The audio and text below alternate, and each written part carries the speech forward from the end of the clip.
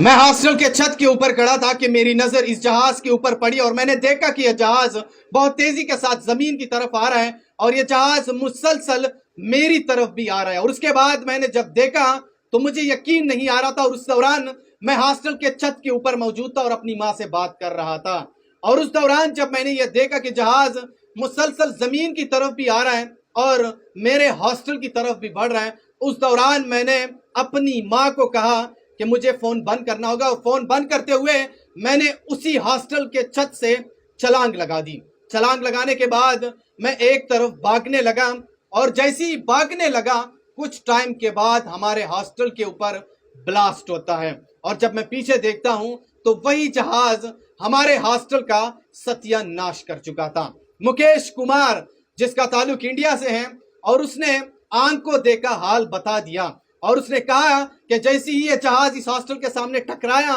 तो उसके बाद चीख और पुकार की आवाजें गूंजने लगी। और उस दौरान उसका कहना था कि मैं इतना कह सकता हूं कि इस हॉस्टल के अंदर हलाकतों की तादाद बहुत ज्यादा होगी, क्योंकि साथ में उसने बताया कि जब जहाज हॉस्टल की तरफ गिर रहा था उस दौरान तमाम तर जो मेडिकल कॉलेज के तालिब इल्म थे वो तमाम तर के तमाम लोग जो है खाना खा रहे थे, और उस दौरान खाना खाते हुए ये सब लोग इकट्ठा हो चुके थे एक ही जगह पर जहां पर जहाज टकराया। उसके दौरान उसका कहना था कि मैं वहां से भागने में कामयाब हो गया, मेरी जान तो बच गई, लेकिन मेरे बहुत ज्यादा दोस्त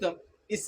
शिकंजे में आ चुके हैं और बहुत ज्यादा मेरे दोस्त इस हादसे में इस दुनिया से रुखसत हो गए। और उसके बाद मुकेश कुमार अबदीदा हो गए और उसके बाद उसके आंखों से आंसू गिरने लगे। इस वक्त इंडिया के अंदर 3 दिन सुख का ऐलान भी कर दिया गया है। अभी तक इतलात के मुताबिक इस जहाज के मामले में तकरीबन 800 से ज्यादा लोग जो है वो इस दुनिया से रुखसत हो चुके हैं, और बाकी जो है तफसीलात कुछ देर में शेयर की जाएगी, तो वो भी मैं जल्द आप लोगों के साथ शेयर कर दूंगा। इस वीडियो को आगे शेयर करो, जहां पे भी वो खुश रहो।